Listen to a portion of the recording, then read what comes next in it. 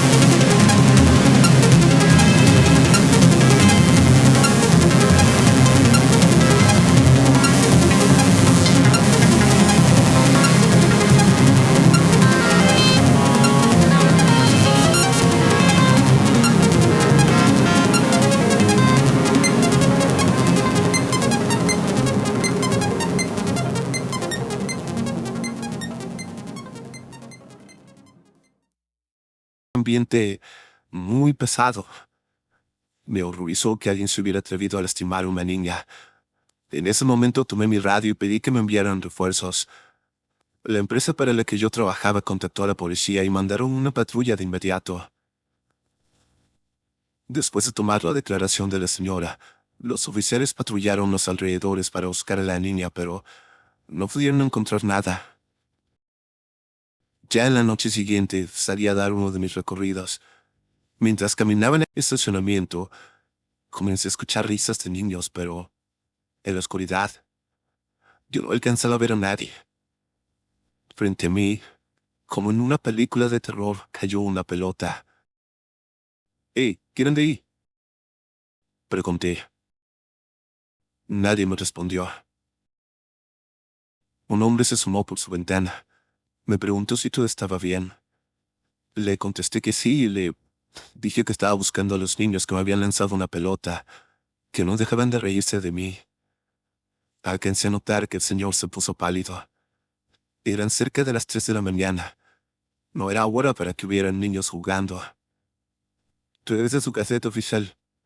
De verdad que esta no es una buena zona. Menos estas horas. Me recomendó también que me encerrara en la caseta de vigilancia. No sé si usted sea creyente, pero si puede, haga una oración. Encomiéndese a Dios. Ya no me dijo nada más. Simplemente cerró su ventana. Pude notar cómo le aseguraba. Varios días después, un lunes durante la madrugada, yo estaba más cansado de lo normal. Incluso me costaba mantenerme de pie. Sin embargo, salí a hacer mi recorrido. Como se habían fundido algunos focos del alumbrado, no podía ver bien por dónde andaba. Caminé muy despacio para no caerme. Volví a escuchar risas infantiles. Esta vez venían del edificio frente a mí. Como estaba en desnivel, alcancé a ver la azotea, donde algunos inquilinos tenían tendida su ropa. Allí había un niño pequeño, recargado contra la malla metálica. Cuando me vio, comenzó a sonreírme. Me saludó con la mano. Yo le devolví el saludo. Pensé que tal vez estaba ayudando a su mamá a lavar la ropa. No sentí miedo en ese momento. Pareció un niño completamente normal. Incluso me pareció tierno. Solo me preocupó que pudiera caerse de la azotea. De repente me di cuenta de que no estaba solo. Había una niña también, un par de años más grande que él. Me sonrió. Era una niña muy bonita, pero algo en ella me horrorizó. Llevaba un vestido rosa y de repente pude notar, como si apareciera de la nada, que estaba cubierto de sangre y tierra. Su mirada me dio escalofríos. Me quedé paralizado unos momentos. Sentí que mi cuerpo no me respondía. En cuanto pude moverme, salí corriendo a la caseta y me encerré dentro de ella.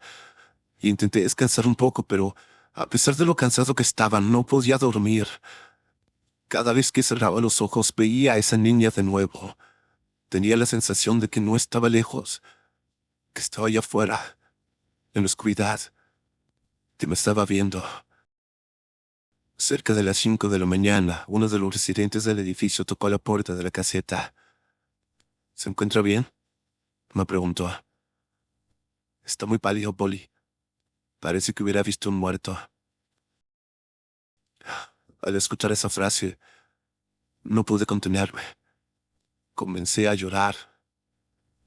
«Ah, no me diga que usted también los vio», me dijo. Tengo que irme a trabajar. Si cuando regrese aquí está, lo platicamos. ¿Vale?» El hombre solo se despidió de mí y se fue. Cuando terminó mi turno me cambié de ropa, encendí mi moto y me fui para la casa. Me quedé dormido un par de veces, pero seguía teniendo pesadillas con estos niños. Sus risas se metían en mis sueños. No me dejaban en paz. Todo el día estuve pensando en las palabras de ese señor. Si le digo lo que vi, seguramente me van a tachar de loco, pensé. O hasta van a decir que me drogo para aguantar despierto toda la noche. En ese momento, pensé que podía perder mi trabajo, y eso no era una posibilidad. Cuando llegué a la unidad habitacional, me encontré a ese hombre esperándome en la caseta de vigilancia. ¿Regresó?, me dijo sorprendido. Yo le respondí que sí con la cabeza. Estacioné mi moto. Me preguntó qué era lo que había visto y yo no quería responder, pero él estuvo insistiendo hasta que acepté contarle. Espero que no me vaya a tachar de loco, y mucho menos de drogadicto. Le juro que no estoy mal de la cabeza, le dije. Le conté entonces todo lo que me había pasado, no solo la noche anterior. Le hablé también de la niña ensangrentada que había visto jugar en los columpios. Él me escuchó con mucha atención. Se veía verdaderamente interesado en mis palabras. Muchacho, sí sabes qué pasó aquí, ¿verdad?, preguntó. Cuando entraste a trabajar, ¿no te comentaron que estos departamentos se cayeron con el terremoto? Le dije que sí. Bueno, pues aquí murieron muchas personas. Diría que Dios los tenga en su santa gloria, pero la verdad es que muchos de estos difuntos no han podido encontrar la paz. Yo no podía creer lo que me estaba contando. Me habló de una niña de 11 años y su hermanito de 7 que estaban solos cuando ocurrió el sismo, que no alcanzaron a desalojar el edificio a tiempo. Ellos murieron en el colapso. Los rescatistas no encontraron sus cuerpos sino hasta varios días después. No tengas miedo. Eran buenos niños, alegres y cariñosos con los demás, me dijo, y luego se quedó callado unos segundos. Él tuvo una relación cercana con muchas de las personas que habían muerto. Era evidente que nuestra conversación estaba siendo dolorosa para él. Pero finalmente rompió el silencio de nuevo. No sé cómo nombrarlos. No sé qué sean. Pero puedo asegurarle que no son malos. Quizás se le acerquen a usted porque se sienten solos, por curiosidad o para cuidarlo. Yo le respondí que a mí me helaba la sangre sentir su mirada y que sus risas me seguían a donde fuera. Él subrayó que ellos no se me acercaban para lastimarme, que serían incapaces de hacer algo así. Me contó que los papás de esos niños fueron los únicos sobrevivientes de esa familia. Ellos se fueron huyendo por el dolor que les causaba estar ahí. No soportaban vivir en un lugar lleno de recuerdos de sus hijos, y se regresaron a Puebla, de donde eran originarios. Pero al parecer no fueron los únicos en irse. Muchas familias tomaron lo poco que les había quedado y se fueron por temor de que volviera a temblar, de que los edificios volvieran a derrumbarse. Le voy a dar un consejo, me dijo. Encomiéndese a Dios. Réese antes de empezar su recorrido, su turno, pero también pida por esos angelitos, para que puedan descansar. De verdad que ellos no se merecen andar penando de esta manera. Me contó que algunos de los vecinos les dejaban dulces o juguetes para que se entretuvieran, para que no les hicieran ninguna travesura. Si usted es bueno con ellos, van a ayudarlo, me dijo. Quién sabe, a lo mejor incluso pueden protegerlos de los ladrones que siempre andan rondando por aquí. Decidí creerle. A partir de ese momento hice lo que él me dijo, y mis noches fueron más tranquilas. Durante el tiempo que estuve trabajando ahí, rezaba antes de comenzar mi turno. Le pedí a Dios que me mantuviera seguro, y también le pedía que esos niños pudieran descansar en paz. De vez en cuando les dejaba alguna ofrenda, una pequeña muestra de mi respeto. Yo seguí escuchando sus risas, pero nunca volví a verlos. Sabía que ellos seguían ahí, conmigo, y que salían al estacionamiento a jugar, especialmente durante las noches, pero su presencia ya no me intimidaba. Al final, eran solo niños. Conocía sus nombres. En lugar de miedo, su historia me provocaba una profunda tristeza. No puedo decir que los quiero porque nunca tuve el placer de conocerlos en vida, pero sí me imagino el dolor que deben estar experimentando, y hasta el día de hoy los tengo presentes en mis oraciones. He omitido algunos detalles para no afectar a las personas que viven en esta zona, o que fueron mis compañeros en el ejército. Espero pronto poder contarles otras anécdotas. Muchas gracias por escucharme, comunidad. Muchas gracias, Uriel, por darle voz a mi historia.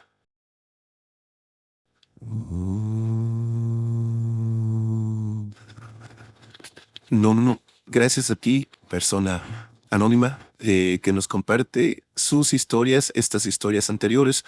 Y te recordamos a ti que nos estás escuchando, tú puedes hacerlo también. Y si no aparecen a la brevedad, no te desanimes. Estas últimas que acabamos de escuchar, por ejemplo, llegaron a nosotros en 2022, me parece. Recuerda que intentamos siempre hacer una mezcla entre historias que acaban de llegar e historias antiguas que hace mucho tiempo nos escribieron y que no han tenido la oportunidad de aparecer en el programa. Por cierto, en unas semanas más vamos a estar en Ciudad Juárez en la Feria del Libro, firmando por allá mi libro, Relatos de la Noche, un libro con 13 cuentos de terror que muchos y muchas de ustedes ya leyeron, ya adquirieron. Y bueno, si aún no lo tienen, búsquenlo en el enlace que les voy a dejar en la descripción. Gracias por haberlo convertido en el libro de terror más vendido en Amazon en lo que va del año. Muchas, muchas gracias. Pero aún no acabamos. Perdonen, pero aún no sobreviví en este episodio. Es momento de continuar con más relatos esta noche.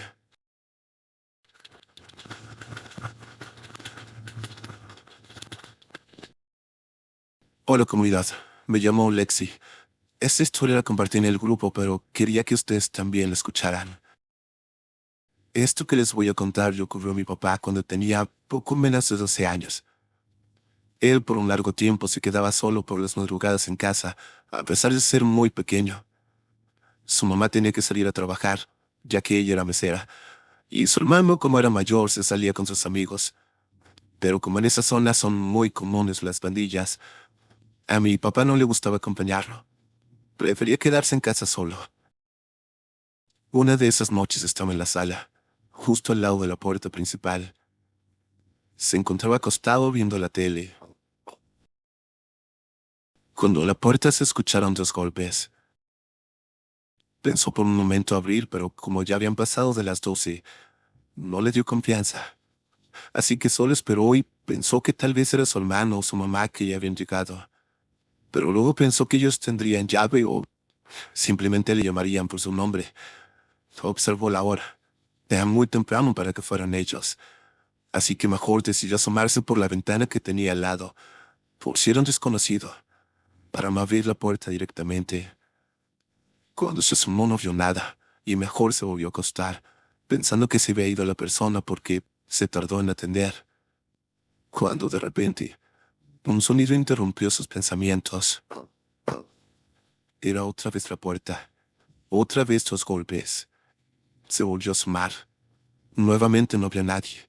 Pero en ese momento, en vez de asustarse, pensó que quizás se trataba de sus amigos jugándole una broma. Así que en vez de volverse a acostar o ignorarlo, se quedó junto a la ventana para sorprenderlos, para ver cuando se acercaran de nuevo a tocar. Ah, ah. Apenas escuchó el primer golpe en la puerta, se acercó a la ventana y ya antes de llegar el segundo, abrió lo más rápido que puso la cortina. Pero no vio nada. No vio nada, pero eso en lugar de calmarlo lo aterró, porque no había forma de que alguien se pudiera esconder tan rápido, de que no hubiera alguien detrás de la puerta. Incluso por el ángulo de la ventana, podía ver hasta el piso. Era imposible que alguien estuviera agachado escondiéndose. Sin pensarlo, corrió al sillón y se acostó. Se tapó y le subió todo el volumen a la televisión e ignoró nuevamente los sonidos, pues cada cierto tiempo se volvían a escuchar. Cada cierto tiempo, alguien se acercaba a tocar. Después supo que el día siguiente, cuando su mamá estaba llegando del trabajo, una vecina se acercó para platicarle algo. Le dijo que tenía que saber que todas las noches, sin falta, una señora vestida de blanco se paraba frente a su puerta y se quedaba ahí, inmóvil por mucho tiempo, hasta que de un momento a otro se metía a la perrera que está por un lado de la ventana y ya no volvía a salir de ahí hasta la siguiente noche. La perrera era un cuartito afuera de la casa donde dormían mascotas o dejaban la basura. Al escuchar eso por precaución y sin pensar que fuera algo paranormal, se los convirtió a sus hijos para que tuvieran cuidado pensando que Era quizás una persona que rondaba el vecindario donde vivían. Claro, la perrera la veían todos los días y nunca habían encontrado nada raro.